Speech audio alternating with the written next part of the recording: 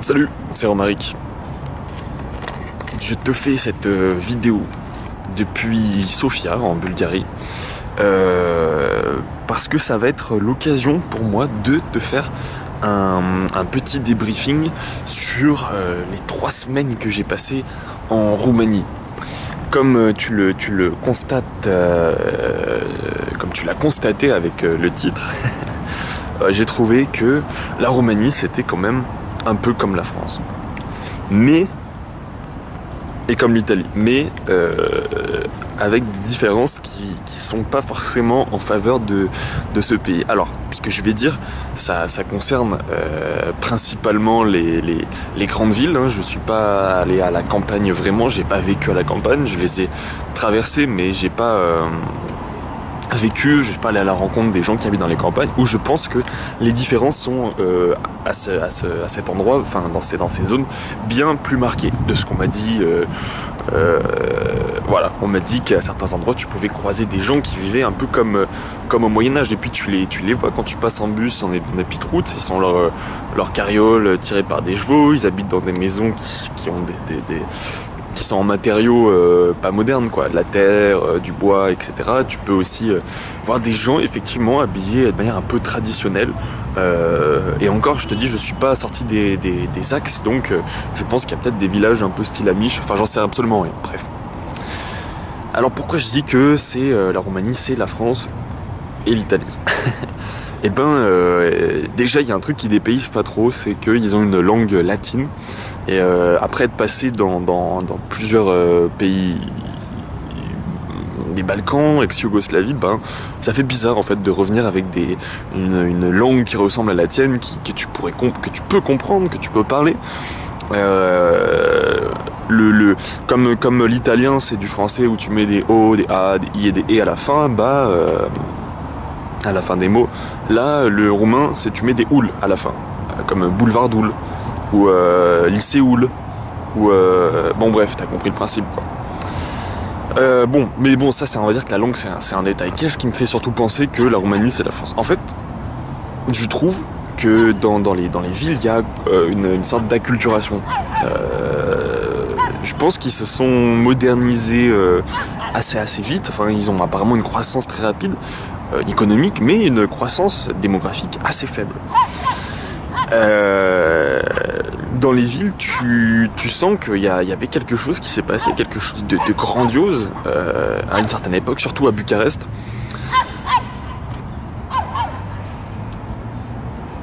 Et que depuis quelques années, je sais pas combien de temps, les gens ils sont moroses, ils sont gris comme la ville.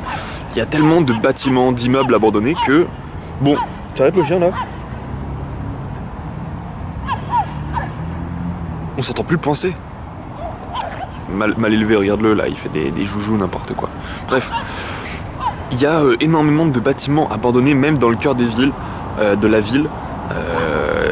Des beaux bâtiments en plus, hein. Il y a des petites maisons résidentielles. Attends, je vais me tourner parce qu'il me pète un peu les burnes ce chien. Ça va. Non, je m'énerve pas. Des grands immeubles qui sont accolés à des bâtiments utilisés, mais des grands immeubles qui sont sur le point de s'effondrer. C'est pas moi qui le dis, hein, c'est les tours de visite. On m'a rapporté ça. Et voilà. Donc il y a comme une certaine forme de morosité, de tristesse, de grandiosité passée. C'est comme si à l'époque de leur dictateur ils avaient fait des trucs immenses, peut-être pas soutenables, et que depuis la fin de la révolution, ils ont désengagé un peu cette croissance, et du coup la ville elle est assez triste, hein. Je parle vraiment de Bucarest là. Mais c'est pas la seule chose qui me fait penser à la France. Effectivement, comme tu peux le lire sur des articles, on parle de Bucarest comme la petite Paris. Alors c'est-à-dire que comme c'est grand, les gens ils font pas gaffe, c'est un peu crado. Il y a des grands boulevards. Mais alors il y a un truc un peu casse-couille à Bucarest, c'est que il y a pas de grandes places, il y a pas de grands points de convergence. Il y a 2-3 grands boulevards. 2-3 qui sont animés, il y en a peut-être le double, mais sur lesquels il n'y a pas vraiment de magasins, il n'y a pas vraiment d'animation.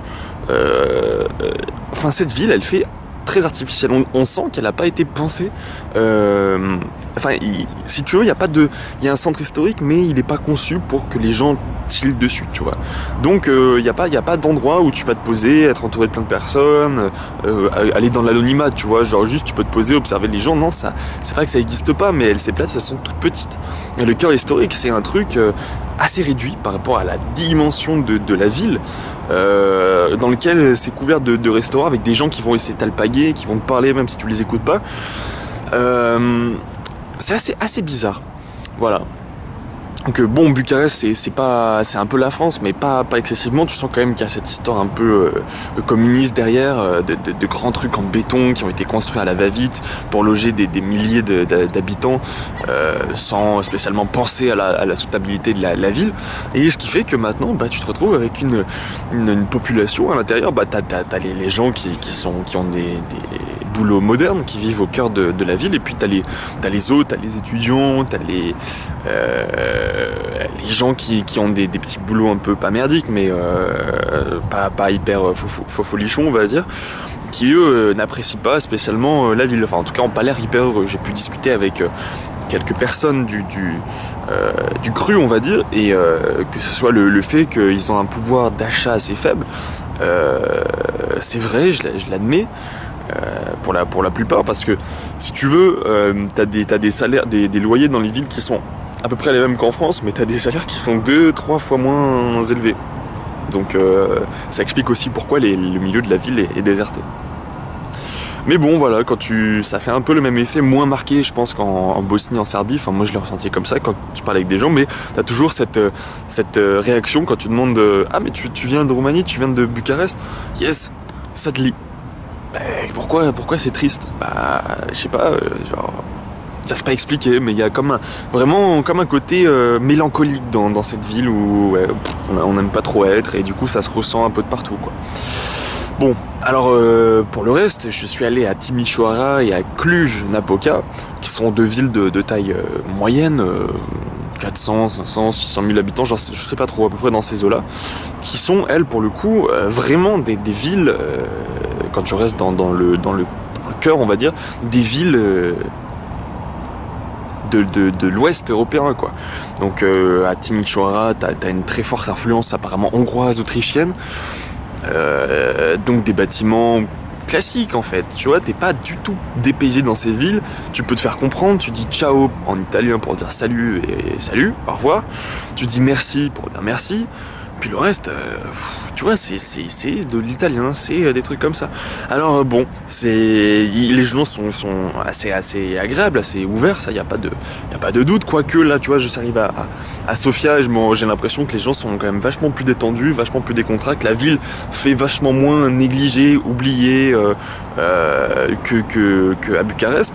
Peut-être que c'est parce que j'y ai passé une semaine et demie et que j'ai fini par pas m'ennuyer, mais ne plus être vraiment intéressé par la ville en elle-même. Je m'attendais, quand tu dis la petite Paris, il y a une effervescence culturelle, mais tout ce que t'as à Bucarest, c'est une architecture copiée effectivement sur la France et les pays un peu autour, quoi.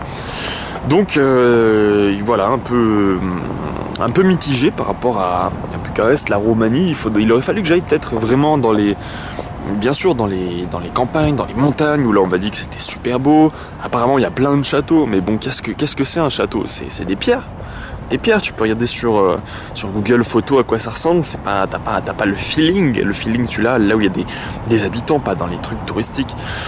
Mais bon, c'est ainsi, et du coup j'ai une drôle de sensation sur ces 3 semaines passées en Roumanie, où j'ai pas l'impression d'avoir été bien sûr challengé au niveau adaptation. C'est même c'est les prix les plus élevés que j'ai trouvé en Europe de l'Est, hein. T'as des prix qui sont peut-être seulement 20%, 20-30% moins chers qu'en France, alors qu'en Serbie t'es à des trucs genre moins 60, moins 70%, et je me base pas sur les sites, hein, mais vraiment sur ce que tu peux trouver. À Bucarest tu payes des bières 3,50€, 4€, c'est abusé, non? Alors qu'en Serbie tu les payes presque 1€. Bon, donc tu peux même pas noyer ta morosité dans l'alcool, si tant est que tu sois tenté de le faire, mais ce n'est pas spécialement mon cas. Mais bon, qu'à dire de plus par rapport à la Roumanie? Ouais, alors tu sens qu'il y a quand même un gros investissement aussi au niveau des infrastructures. Tu passes dans les campagnes, tu vois des grands ponts, des grandes autoroutes qui sont en train d'être construites. En fait, ce qui me rend un peu triste par rapport à la Roumanie, c'est que, je pense, hein, depuis qu'ils sont dans l'Union Européenne, il y a beaucoup d'investissements, même avant du coup pour y rentrer, d'investissements, et il y a cette acculturation qui fait que finalement on incite le développement de ce pays à la mode occidentale, et du coup qu'est-ce qui reste à part des vestiges d'une époque communiste, et avant, qu'est-ce qui reste d'avant? Et quelques petits souvenirs, quelques petites statues enfin je sais pas, c'est bizarre. Après faut voir aussi un peu dans l'histoire, hein. La Roumanie c'est un peu les derniers descendants de l'empire romain d'Orient, et ça se sent quoi, ils ont une culture latine, vraiment romanisante, romanisant. Alors les Roumains sont pas des Roms, hein, attention, parce que putain, attention aux amalgames, hein. Les Roms c'est des Tziganes, ils viennent de tous les Balkans, pas seulement de Roumanie. En Roumanie t'as des gens qui n'ont, enfin c'est pas qui nous ressemblent, c'est moche de dire ça, mais des gens qui sont comme les gens que tu peux trouver ailleurs quoi. Alors par contre t'as vraiment pas du tout mais ça c'est pareil dans tous les pays des Balkans, à partir d'Europe de l'Est je pense, hein, de la Hongrie, en passant par la Croatie, Bosnie, Serbie, etc. Jusqu'à, je pense, là je suis en Bulgarie, mais c'est là d'être exactement la même chose. T'as aucune mixité culturelle, t'as que des gens qui viennent de la ville. Attention à ce que je vais dire, hein, c'est pas du tout un jugement. Aussi, c'est un jugement sur peut-être leur manque d'ouverture, et encore, ça se débat. Moi, je suis mitigé par rapport à ça. Je suis avec quelqu'un qui dit, mais moi, je suis choqué qu'il n'y ait pas des gens, plus de gens de couleur, parce qu'en fait, c'est exactement ce que je veux dire. Il y a que des blancs ici, il y a que des blancs. T'as quelques asiatiques, t'as vraiment une toute petite pincée peut-être de Turcs et d'Africains, mais t'as rien. Et donc cette personne me dit, mais je suis choqué qu'il n'y ait pas plus de gens de couleur. Mais en même temps, je sais pas comment dire, ils ont pas cette histoire coloniale qui les a, bon gré mal gré, ouverts vers les autres pays. C'est un autre style, et puis le résultat c'est que du coup ils ont un taux de renouvellement de la population qui est très faible, et je pense que même en France on n'aurait pas ce taux de 2, quelque chose enfants par femme s'il n'y avait pas effectivement toute cette ébullition liée à ces populations nouvelles qui arrivent en France, et qui de génération en génération s'installent et un peu, on va dire, s'adaptent, bref, peu importe. Ici les gens sont que du cru, ou alors je sais pas, les gens qui viennent d'ici partent et il y a personne pour les remplacer. Je sais pas trop pourquoi. C'est peut-être pas des situations enviables de vivre dans ces pays, même si je t'avoue que je me dis, là en Serbie on me disait, et en Bosnie, je rêve d'aller en Allemagne, pas trop en France, hein. Je sais pas pourquoi. Je rêve d'aller en Allemagne, au moins je gagnerais de la maille, j'aurais des bonnes conditions de vie, mais ils pourraient aller en Roumanie, ils pourraient aller en Bulgarie, c'est la même chose. C'est juste qu'ils ont un salaire 2 fois moins élevé, avec des trucs seulement 20% moins cher. Donc effectivement, c'est pas enviable. Mais c'est déjà, les infrastructures, les transports sont déjà plus développés que dans les deux pays que je viens de te citer avant, les deux pays ex-Yougoslavie, qui sont encore bien marqués par la chose. Après, je suis pas allé en Macédoine, en Albanie, mais bon, je pense que c'est peut-être encore pire. On m'a dit qu'Albanie, c'était le moins cher. Mais bon, je peux pas faire des zigzags, et j'ai pas envie de faire des boucles, parce que quand tu fais des boucles, tu tournes en rond, et moi, j'ai pas envie de tourner en rond dans ma vie. Donc voilà, je continue mon petit bonhomme de chemin. Je vais rester une semaine en Bulgarie, peut-être 4-5 jours à Sofia, et puis je vais prendre 2 jours, je pense, pour me promener dans les montagnes un petit peu, parce qu'on m'a dit que c'était vraiment chouette, et j'avoue que j'ai pas fait de nature depuis longtemps. C'est pas que ça me manque, si, ça me manque un peu. Donc voilà, je vais continuer, puis après j'irai en Grèce, voilà. Toujours aller plus au sud, pour rejoindre un peu la Turquie après. Et après, quand je pense au visa, ça me fatigue, tu vois. Parce qu'après Géorgie-Arménie, il va falloir penser au visa et faire des papiers, faire des photos. C'est pas ça le voyage. J'aurais dû y penser avant, mais planifier, prévoir, tu sais, c'est compliqué, hein. Bref. Donc la Roumanie, si tu veux pas être dépaysé, tu peux y aller. Je suis pas sûr que ça soit vraiment foufou comme destination touristique. Voilà ce que je pense. Hein, si t'aimes les trucs touristiques ou au moins qui sont faits pour la visite, bah tu vas en Croatie quoi. Tu vas en Croatie, en Slovénie, en Hongrie je pense. Je suis pas allé en Hongrie mais on m'a parlé, enfin on m'a dit que c'était vraiment super chouette. Mais je pense que la Hongrie c'est vraiment, mais alors vraiment modernisé quoi. Tu seras pas du tout dépaysé. Voilà ce que je pense. Mais après, si tu veux être dépaysé, pour le coup, bah ouais, tu vas à Bosnie, Serbie et puis les pays au sud, quoi. Monténégro, Macédoine, tout ça.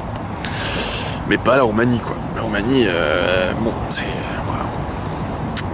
Mais bon, c'était sympa aussi de se retrouver dans une ambiance un peu... normale. Pas trop fofolle, pas trop changeante. Ça donne de l'énergie pour la suite, tu vois. C'est ce que je me suis dit pour me dire que j'ai pas... pour pas regretter. Heureusement, regretter c'est interdit, donc je peux pas regretter. Non, je regrette pas du tout en fait, mais parce que tu manges aussi des trucs assez chouettes là-bas. Mais c'est quand même pas dingo. Tu vois, je suis mitigé. Bon, sur cette voilà, sur le fait que je suis mitigé, je te laisse, je vais travailler. Et puis encore quelques mois, enfin encore quelques semaines plutôt, et puis après j'arrête de travailler. On est marre. Voilà. Je te souhaite une bonne journée. Je te souhaite plein de belles choses et voilà, salut.